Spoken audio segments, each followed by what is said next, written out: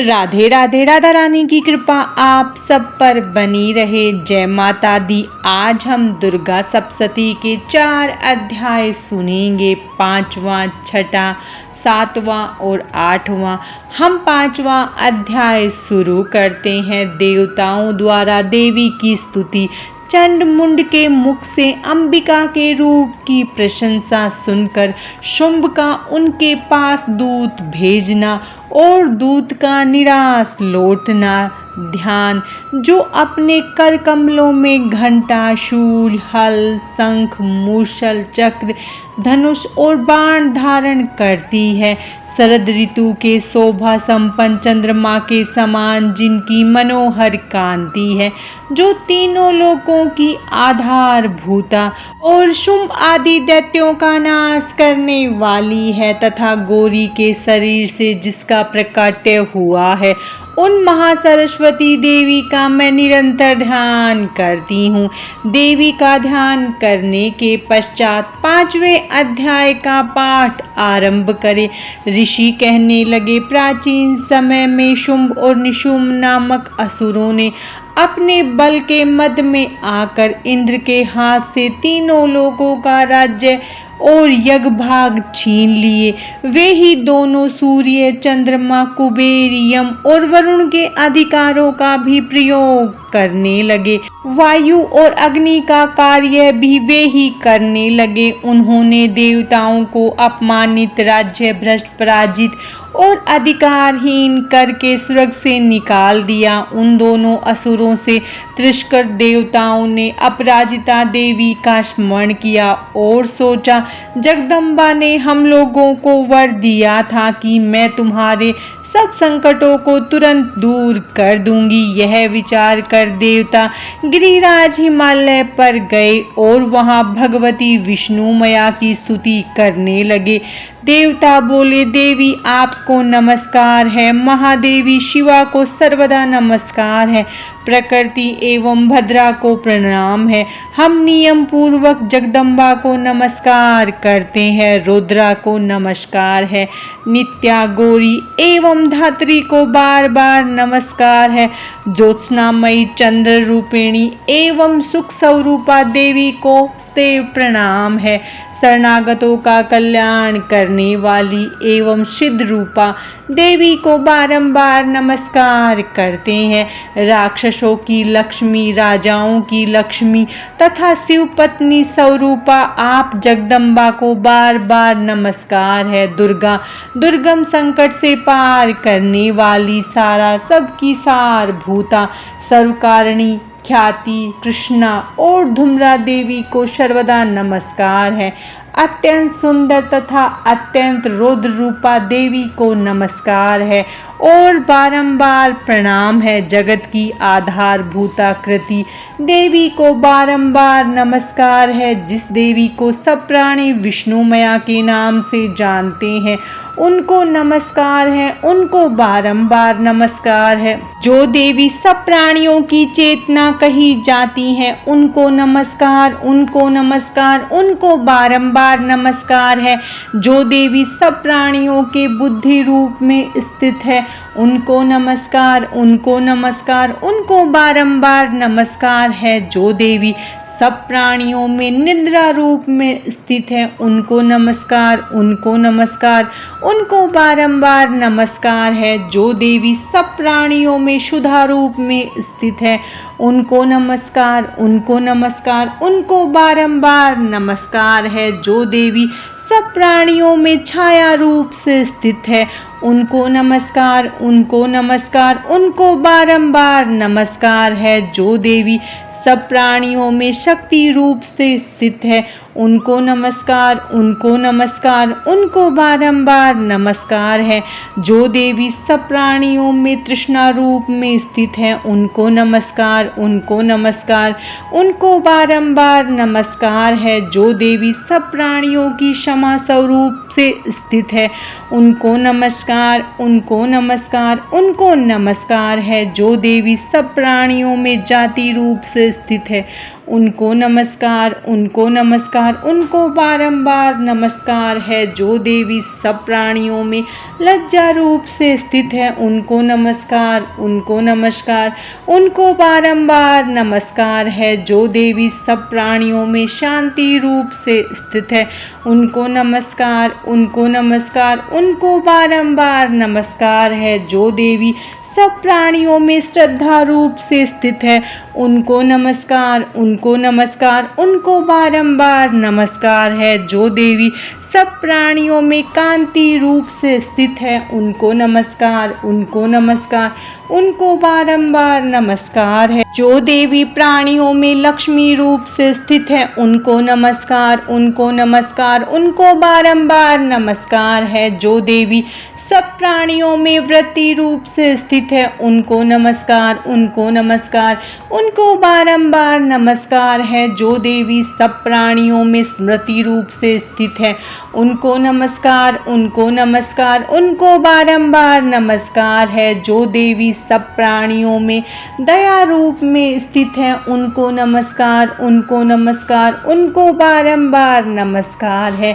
जो देवी सब प्राणियों में तुष्टि रूप से स्थित है, उनको नमस्कार, उनको नमस्कार, उनको बारंबार नमस्कार है। जो देवी सब प्राणियों में माता रूप से स्थित है, उनको नमस्कार, उनको नमस्कार, उनको बारंबार नमस्कार है। जो देवी सब प्राणियों में भ्रांति रूप से स्थित है, उनको नमस्कार, उनको नमस्कार, उनको बारंबार नमस्कार है। जो प्राणियों की इंद्रियों की अधिष्ठात्री देवी एवं सब में सदा व्याप्त रहती है, उन व्याप्ति देवी को बारंबार नमस्कार है। जो देवी चैतन्य रूप से जगत को व्याप्त करके स्थित है, उनको नमस्कार, उनको नमस्कार, उनको बारंबार नमस्कार है। पूर्व काल में अपने मनोरथों की सिद्धि के लिए देवताओं ने जिनकी स्तुति की तथा देवराज इंद्र बहुत दिनों तक जिनकी सेवा करता रहा, वह मंगल रूपा परमेश्वरी हमारा कल्याण और मंगल करे तथा हमारी आपत्तियों का नाश करे। उद्दंड दैत्यों के सताए हुए हम सभी देवता जिन परमेश्वरी को इस समय नमस्कार करते हैं तथा जो भक्ति से विनम्र पुरुषों द्वारा स्मरण किए जाने पर तत्काल ही समस्त विपत्तियों का नाश कर देती हैं, वे जगदम्बा हमारा संकट दूर करे। ऋषि कहते हैं, राजन, इस प्रकार जब देवता स्तुति कर रहे थे, उस समय पार्वती देवी गंगा जी के जल में स्नान करने के लिए वहां आई। उस सुंदर बाहों वाली पार्वती ने देवताओं से पूछा, आप लोग यहाँ किसकी स्तुति करते हैं? तब उन्हीं के शरीर कोश से प्रकट हुई शिवा देवी बोली, शुंभ दैत्य से तिरस्कृत और युद्ध में निशुंभ से पराजित हो यहाँ एकत्रित हुए ये समस्त देवता यह मेरी ही स्तुति कर रहे हैं। पार्वती जी के शरीर कोश से अंबिका का प्रादुर्भाव हुआ था, इसीलिए वे समस्त लोकों में कौशिकी कही जाती है। कौशिकी के प्रकट होने के बाद पार्वती देवी का शरीर काले रंग का हो गया, अतः वे हिमालय पर रहने वाली कालिका देवी के नाम से विख्यात हुई। तदंतर शुंभ निशुंभ के भृत्य चंड मुंड वहां आ गए और उन्होंने परम मनोहर रूप धारण करने वाली अंबिका देवी को देखा। फिर वे शुंभ के पास जाकर बोले, महाराज, एक अत्यंत सुंदर स्त्री है जो अपनी दिव्य कांति से हिमालय को प्रकाशित कर रही है। वैसा उत्तम रूप कहीं किसी ने भी नहीं देखा होगा। असुरेश्वर, पता लगाइए वह देवी कौन है और उसे ले लीजिए। वह स्त्री क्या है? रतन ही है। उसका प्रत्येक अंग बहुत ही सुंदर है तथा वह अपने श्री अंगों की दिव्य कांति से संपूर्ण दिशाओं को प्रकाशित कर रही है।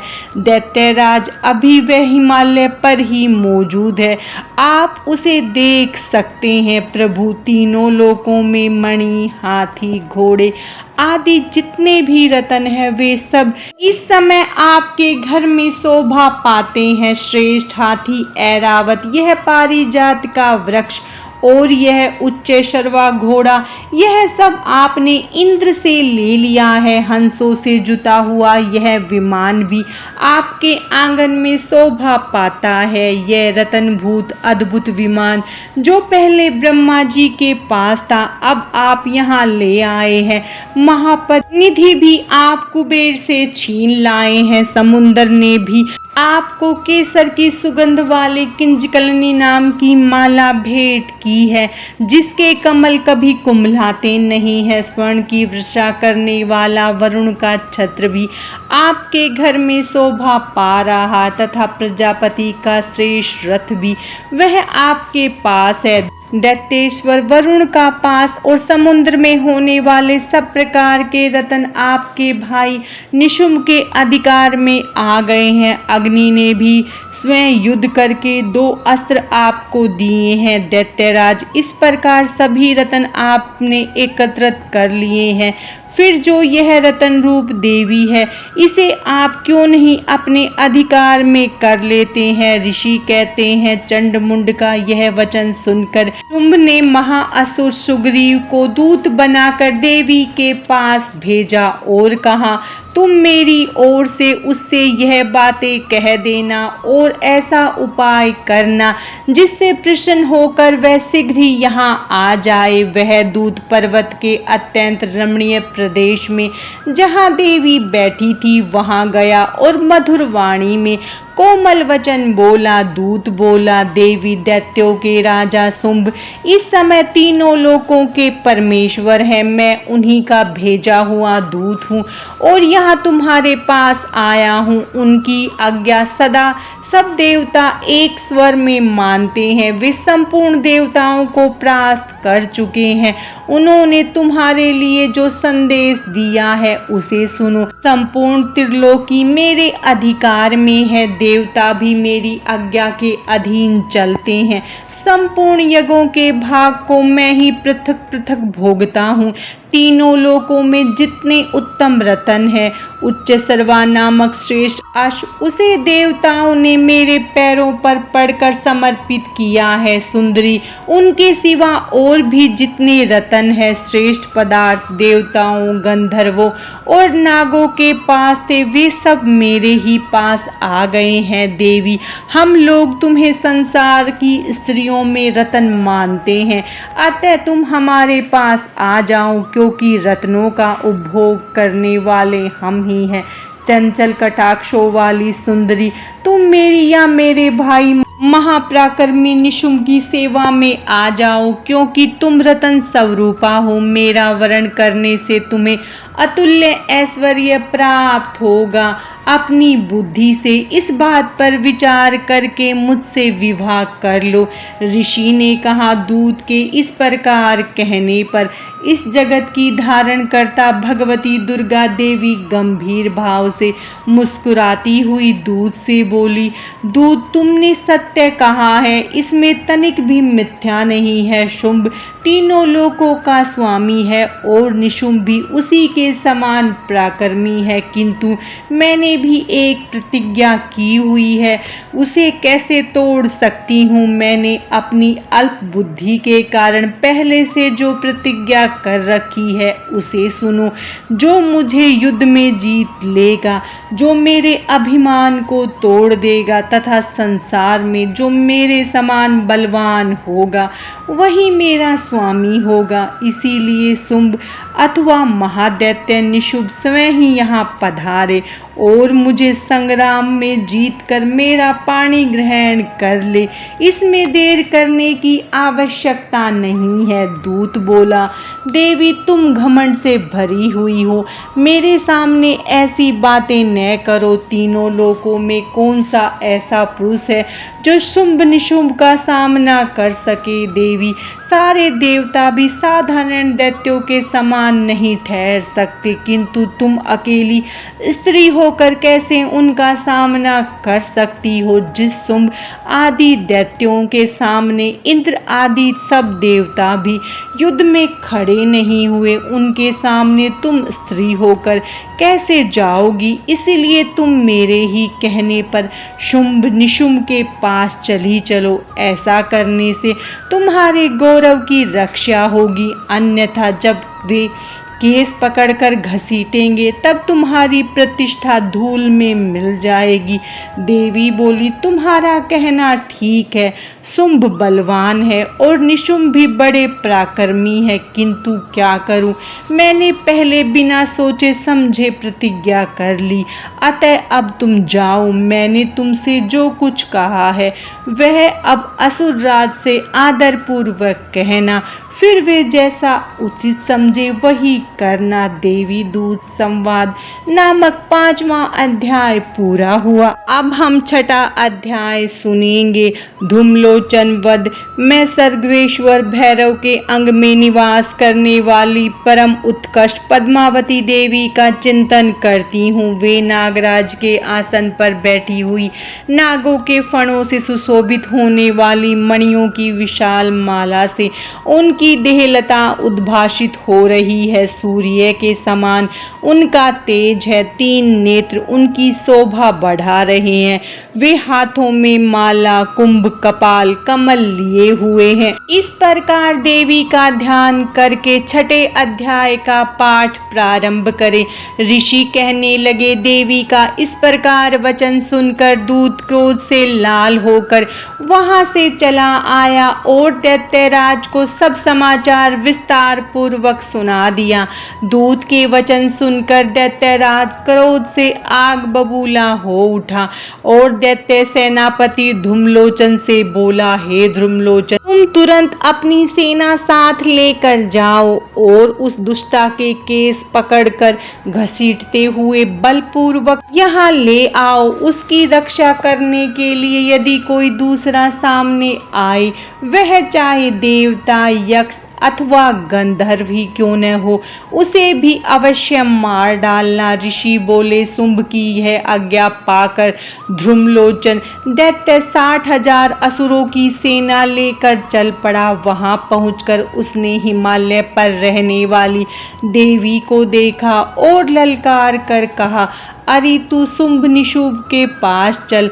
यदि इस समय क्षमतापूर्वक मेरे स्वामी के समीप नहीं चलेगी तो मैं बलपूर्वक चोटी पकड़कर घसीटते हुए तुझे ले चलूंगा। देवी बोली, तुम्हें दैत्यों के राजा ने भेजा है, तुम स्वयं भी बलवान हो और तुम्हारे साथ विशाल सेना भी है। ऐसी दशा में यदि मुझे बलपूर्वक ले चलोगे तो मैं तुम्हारा क्या कर सकती हूँ। ऋषि कहते हैं कि देवी के यूं कहने पर असुर धूम्लोचन उनकी ओर दौड़ा। तब अंबिका ने हुंकार के शब्द से उसे भस्म कर दिया। फिर तो क्रोध से भरी हुई दैत्यों की विशाल सेना और अंबिका ने एक दूसरे पर तीखे बाणों, शक्तियों, फरसों की वर्षा आरंभ कर दी। इतने में ही देवी का वाहन सिंह क्रोध में भरकर भयंकर गर्जना करके गर्दन के बालों को फटकारता हुआ असुरों की सेना में कूद पड़ा। उसने कुछ दैत्यों को पंजों की मार से, कितनों को जबड़ों से और कितने ही महादैत्यों को फटकार कर ओट की दाढ़ों से फाड़ करके मार डाला। उस सिंह ने अपने नखों से कितनों के पेट फाड़ डाले और थप्पड़ मारकर कितनों के सिर धड़ से अलग कर दिए, कितनों की भुजाएं और मस्तक काट डाले तथा अपनी गर्दन के बाल फटकारते हुए उसने उन दैत्यों के पेट फाड़कर उनका रक्त पी लिया। अत्यंत क्रोध में भरे हुए देवी के वाहन उस महाबली सिंह ने क्षण भर में ही असुरों की सारी सेना का संहार कर डाला। शुंभ ने जब सुना कि देवी ने धूम्रलोचन को मार डाला तथा उसके सिंह ने सारी सेना का सफाया कर डाला, तब उस दैत्यराज को बड़ा क्रोध आया। उसके होठ कांपने लगे। उसने चंड मुंड नामक 2 महादैत्यों को आज्ञा दी कि हे चंड और हे मुंड, तुम दोनों बहुत बड़ी सेना लेकर वहां जाओ और उसे बालों से खींचकर अथवा बांधकर यहाँ ले आओ। यदि इस प्रकार उसको लाने में संदेह हो तो युद्ध में सब प्रकार के अस्त्र शस्त्रों से सारे असुर मिलकर उसको मार डालना। उस दुष्टा के मर जाने से तथा सिंह के भी मर जाने पर उस अंबिका को बांधकर साथ लेकर शीघ्र ही लौट आना। धूम्रलोचन वध नामक 6वां अध्याय पूरा हुआ। अब हम 7वां अध्याय सुनेंगे, चंड और मुंड का वध। ध्यान। मैं मातंगी देवी का ध्यान करती हूँ। वे रत्नमय सिंहासन पर बैठकर पढ़ते हुए तोते का मधुर स्वर सुन रही हैं। उनके शरीर का वर्ण श्याम है। वे अपना एक पैर कमल पर रखे हुए हैं और मस्तक पर अर्धचंद्र धारण करती हैं तथा करा पुष्पों की माला धारण किए वीणा बजाती हैं। वे लाल रंग की साड़ी पहन हाथ में शंखमय पात्र लिए हुए हैं। उनके बदन पर मधु का हल्का हल्का प्रभाव जान पड़ता है। इस प्रकार ध्यान करके 7वां अध्याय प्रारंभ करे। ऋषि बोले, तब शुंभ की आज्ञा पाकर वे चंड मुंड आदि दैत्य चतुरंगिनी सेना के साथ अस्त्र शस्त्रों से सुसज्जित हो चल दिए। फिर गिरिराज हिमालय के स्वर्णमय ऊंचे शिखर पर पहुंचकर उन्होंने सिंह पर बैठी हुई देवी को देखा जो मंद मंद मुस्कुरा रही थी। उन्हें देखकर दैत्य लोग उनको पकड़ने का प्रयत्न करने लगे। किसी ने धनुष तान लिया, किसी ने तलवार संभाली और कुछ लोग देवी के पास आकर खड़े हो गए। उन शत्रुओं को देखकर अंबिका के क्रोध का पारा एकदम चढ़ गया। क्रोध से उनका मुख काला पड़ गया, भ्रुकुटियां चढ़ गई, जिससे तुरंत भयंकर मुख वाली काली प्रकट हुई जो तलवार और पास लिए हुए थी। वे विचित्र खटवांग धारण किए और चीते के चर्म की साड़ी पहन नरमुंडों की माला से विभूषित थी। उनके शरीर का मांस सूखा दिखाई देता था। अत्यंत भयंकर रूपा उनका मुख बहुत विशाल था। जीभ लपलपाने के कारण वे और भी डरावनी प्रतीत होती थी। उनकी आंखें भीतर को धसी हुई और लाल लाल थी। वे अपनी भयंकर गर्जना से संपूर्ण दिशाओं को गुंजा रही थी। बड़े बड़े दैत्यों को मारती हुई वे कालिका देवी बड़े वेग से दैत्यों की सेना पर टूट पड़ी और उनका भक्षण करने लगी। वे पार्श्व राक्षसों, अंकुशधारी महावतों, योद्धाओं और घंटा सहित कितने ही हाथियों को एक ही हाथ से पकड़कर मुंह में डाल लेती थी। इसी प्रकार घोड़े, रथ, सारथी के साथ रथी सैनिकों को मुंह में डालकर वे बड़े भयानक रूप से चबा डालती। किसी के बाल पकड़ती, किसी का गला दबा देती, किसी को पैरों से कुचल डालती और किसी को छाती के धक्के से गिराकर मार डालती थी। वे असुरों के छोड़े हुए बड़े बड़े अस्त्र शस्त्र मुंह से पकड़ लेती और दांतों से चबा डालती थी। काली ने बलवान और दुरात्मा दैत्यों की वह सारी सेना कुचल डाली, खा डाली और कितनों को मार भगाया। कोई तलवार के घाट उतारे गए, कोई खटवांग से पीटे गए और कितने ही असुर दांतों से कुचले गए। इसी प्रकार देवी ने असुरों की उस सारी सेना को क्षण भर में मार गिराया। यह देख चंड उन अत्यंत भयानक काली देवी की ओर दौड़ा। महादैत्य मुंड ने भी अत्यंत भयंकर बाणों की वर्षा से तथा हजारों चक्रों से उन भयानक नेत्रों वाली देवी को ढक दिया। वे अनेक चक्र देवी के मुख में समाये हुए ऐसे दिखाई दिए मानो बहुत से सूर्य बिंब बादलों के पेट में समा जाते हैं। तब भयंकर गर्जना करने वाली काली ने अत्यंत रोष में भरकर विकट अट्टहास किया उस समय उनके विकराल मुख के अंदर कठिनता से देखे जा सकने वाले दांतों के प्रकाश में वे दमक रही थी। देवी की बहुत बड़ी तलवार हाथ में लिए हैं का उच्चारण करके चंड पर धावा किया और उसके केस पकड़कर उसी तलवार से उसका सिर काट डाला। चंड को मारा गया देखकर मुंड भी देवी की ओर दौड़ा। तब देवी ने रोष में भरकर उसे भी तलवार की मार से धरती पर सुला दिया। महाबली चंड और मुंड को मारा गया देख मरने से बची हुई बाकी सेना भयभीत होकर चारों ओर भाग गई। तदंतर काली ने चंड और मुंड के कटे हुए सिर ले लिए और चंडिका के पास जाकर प्रचंड अट्टहास करते हुए कहा, देवी मैंने चंड और मुंड नामक दोनों महापशुओं को भेंट किया है। अब युद्ध रूपी यज्ञ में शुंभ और निशुंभ का तुम स्वयं ही वध करना। ऋषि कहते हैं वहां लाए हुए उन चंड मुंड नामक महादैत्यों के कटे हुए सिर देखकर कल्याणमयी चंडी ने काली से मधुर वाणी में कहा, देवी तुम चंड और मुंड को लेकर मेरे पास आई हो, इसीलिए आज से संसार में चामुंडा नाम से तुम्हारी ख्याति होगी। चंड मुंड वध नामक 7वां अध्याय पूरा हुआ। अब हम 8वां अध्याय सुनेंगे। रक्त बीज वध ध्यान अणिमा आदि सिद्धिमयी किरणों से आवर्त भवानी का ध्यान करती हूँ। उनके शरीर का रंग लाल है, नेत्रों में करुणा लहरा रही है तथा हाथों में पाश, अंकुश, बाण और धनुष शोभा पाते हैं।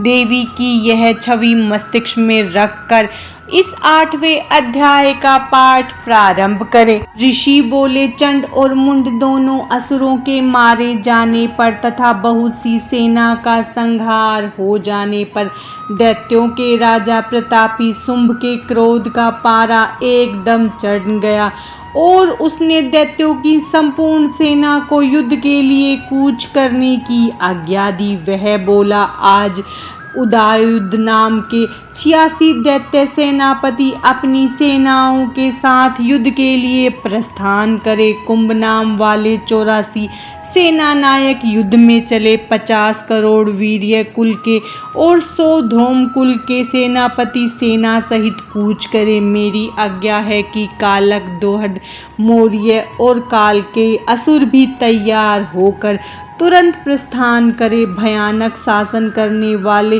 असुर राज शुंभ ने इस प्रकार आज्ञा देकर सहस्त्रों सेनाओं के साथ युद्ध के लिए प्रस्थान किया। उसकी भयंकर सेना आती देख चंडिका ने अपनी धनुष की टंकार से पृथ्वी और आकाश के मध्य भाग को गुंजा दिया। राजन, तब देवी के सिंह ने भी बड़े जोर से दहाड़ना आरंभ किया। फिर अंबिका ने घंटा बजाकर उस गर्जना को और भी बढ़ा दिया। धनुष की टंकार, सिंह की धाड़ और घंटे की ध्वनि से संपूर्ण दिशाएं गूंज उठी। उस समय काली जी ने भी अपने विकराल मुख को और भी बड़ा कर लिया और गरज उठी। उनकी भयंकर गर्जना को सुनकर दैत्यों की सेना ने चारों ओर से आकर चंडिका देवी, सिंह तथा काली देवी को घेर लिया। राजन, इसी बीच में असुरों के विनाश तथा दैत्यों के अभ्युदय के लिए ब्रह्मा, शिव, कार्तिकेय, विष्णु तथा इंद्र आदि देवों की शक्तियां उनके शरीर से निकलकर उन्हीं के रूप में चंडिका देवी के पास आ गई। जिस देवता का जो रूप, जैसी वेशभूषा और जैसा वाहन है, ठीक वैसे ही साधनों से संपन्न हो उनकी शक्तियां असुरों से युद्ध करने के लिए आ गई। सबसे पहले हंस जुते हुए विमान पर बैठी हुई अक्षसूत्र और कमुंडल से सुशोभित ब्रह्मा जी की शक्ति ब्रह्माणी उपस्थित हुई। महादेव जी की शक्ति वृषभ पर सवार हो, हाथों में शेष त्रिशूल धारण किए, महानाग का कंकन पहने, मस्तक में चंद्र रेखा से विभूषित हो वहां आ पहुंची। कार्तिकेय जी की शक्ति रूपा जगदम्बिका उन्हीं का रूप धारण किए श्रेष्ठ मयूर पर आरूढ़ हो हाथ में शक्ति लिए दैत्यों से युद्ध करने के लिए आ गई। इसी प्रकार भगवान विष्णु की शक्ति गरुड़ पर विराजमान हो शंख चक्र गदा धनुष और खड्ग हाथ में लिए आई। यज्ञवराह का रूप धारण करने वाले विष्णु की शक्ति वरा शरीर धारण करके वहां उपस्थित हुई। नरसिंही शक्ति भी नरसिंह के समान शरीर धारण करके वहां आई। उनकी गर्दन के बालों के झटके से आकाश के तारे बिखरते पड़ते थे। इसी प्रकार इंद्र की शक्ति वज्र हाथ में लिए गजराज ऐरावत पर बैठकर आई। उसके भी सहस्त्र नेत्र थे। इंद्र जैसा रूप था वैसा ही उसका भी था। उन देव शक्तियों से घिरे हुए महादेव जी ने चंडिका से कहा, तुम शीघ्र ही इन असुरों का संहार कर दो तो मुझे बड़ी प्रसन्नता होगी। तब देवी के शरीर से सैकड़ों गीदड़ियों की भयंकर आवाज करने वाली उग्र चंडिका शक्ति प्रकट हुई। उस अपराजिता देवी ने धूमिल जटा वाले महादेव जी से कहा, भगवान आप शुंभ निशुंभ के पास दूत बनकर जाइए और उन अत्यंत अभिमानी दानवों तथा और भी जो दानव युद्ध के लिए यहाँ उपस्थित हैं उनको भी यह संदेश दीजिए, दैत्यों यदि तुम जीवित रहना चाहते हो तो पाताल को लौट जाओ, इंद्र को त्रिलोकी का राज्य वापस दे दो और देवता यज्ञ भाग का उपयोग करें। यदि तुम्हें बल का घमंड हो तो युद्ध की अभिलाषा रखते हो तो आओ, जिससे मेरी योगिनियां तुम्हारा कच्चा मांस खाकर तृप्त हो जाएं। चूंकि उस देवी ने भगवान शिव को दूत के कार्य में नियुक्त किया था, इसीलिए वह शिवदूती के नाम से संसार में विख्यात हुई।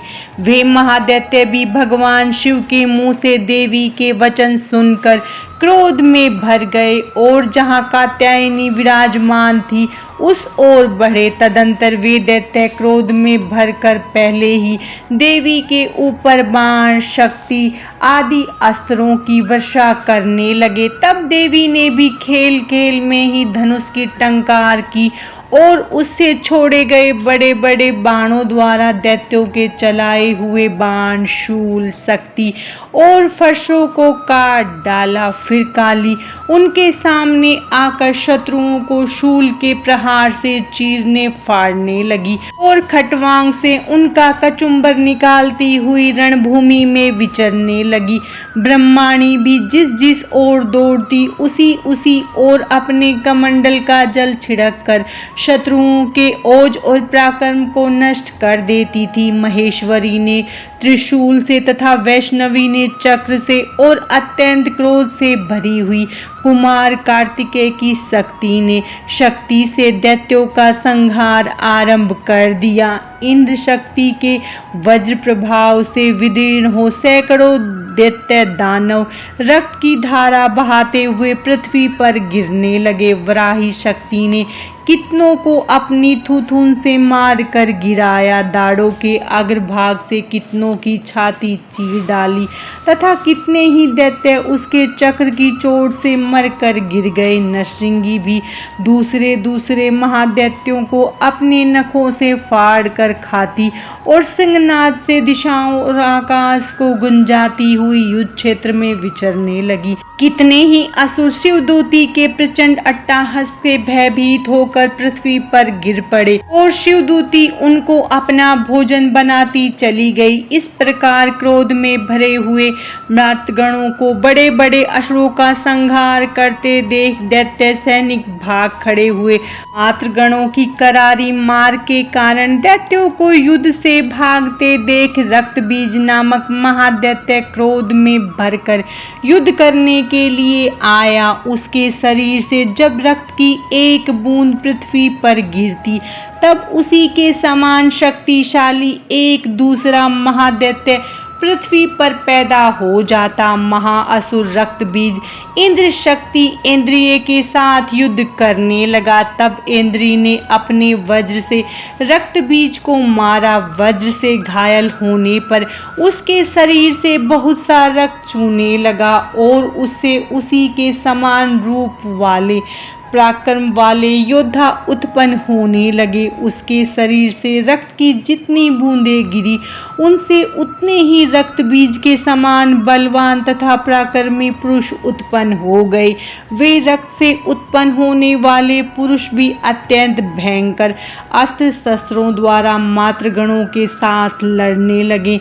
इंद्री की गदा के प्रहार से जब उसका मस्तक फट गया, तब रक्त बहने लगा, जिससे हजारों दैत्य उत्पन्न हो गए। वैष्णवी के चक्र तथा इंद्री की गदा से घायल दैत्य सेनापति घायल हो गया। वैष्णवी के चक्र से घायल होने पर उसके शरीर से जो रक्त बहा और उससे जो उसी के बराबर आकार वाले सहस्रों महादैत्य प्रकट हुए, उनके द्वारा संपूर्ण जगत भर गया। कुमारी ने शक्ति से, व्राही ने खड्ग से और महेश त्रिशूल से महादैत्य रक्त बीज को घायल किया। क्रोध में भरे हुए उस महादैत्य रक्त बीज ने भी गदा से सभी मात्र शक्तियों को पृथक पृथक प्रहार किया। शक्ति और शूल आदि से अनेक बार घायल होने पर जो उसके शरीर से रक्त की धारा पृथ्वी पर गिरी, उससे भी सैकड़ों असुर उत्पन्न हो गए। इस प्रकार उस महादैत्य के रक्त से प्रकट हुए असुर संपूर्ण जगत में छा गए। इससे देवताओं को बड़ा भय हुआ। देवताओं को उदास देख चंडिका ने काली से कहा, चामुंडे, तुम अपना मुख और भी फैलाओ तथा मेरे शस्त्र की मार से गिरने वाले रक्त बिंदुओं और उनसे उत्पन्न होने वाले महादैत्यों को तुम अपने इस भूखे मुख में खाती जाओ। इस प्रकार रक्त से उत्पन्न होने वाले महादैत्यों का भक्षण करती हुई तुम रण में विचरती रहो। ऐसा करने से उस दैत्य का सारा रक्त क्षीण हो जाने पर वह स्वयं ही नष्ट हो जाएगा। उन भयंकर दैत्यों को जब तुम खाओगी, तब दूसरे नए दैत्य उत्पन्न नहीं हो सकेंगे। काली के यूं कहकर चंडिका देवी ने शूल से रक्त बीज को मारा और काली ने अपने मुख में उसका रक्त ले लिया। तब उसने वहां चंडिका पर गदा से प्रहार किया, किंतु उस गदापात से देवी को तनिक भी चोट नहीं लगी। रक्त बीज के घायल शरीर से बहुत सारा रक्त गिरा, किंतु जो ही वह गिरा त्यों ही चामुंडा ने उसे पी लिया। रक्त गिरने से जो महादैत्य उत्पन्न हुए, उन्हें भी काली खाती चली गई और उसने रक्त बीज का रक्त भी पी लिया। तब देवी ने रक्त बीज को, जिसका रक्त चामुंडा ने पी लिया था, वज्र, बाण, खड्ग आदि से मार डाला। राजन, इस प्रकार शस्त्रों के आहत हुए रक्त बीज धरती पर गिर पड़ा। नरेश्वर, उसकी मृत्यु से देवताओं को अनुपम हर्ष हुआ और मातृगण उन असुरों के रक्तपान के मदद से उन्मत्त होकर नृत्य करने लगा। रक्त बीज वध नामक 8वां अध्याय पूरा हुआ। माता रानी की कृपा आप सब पर बनी रहे। जय माता दी। राधे राधे।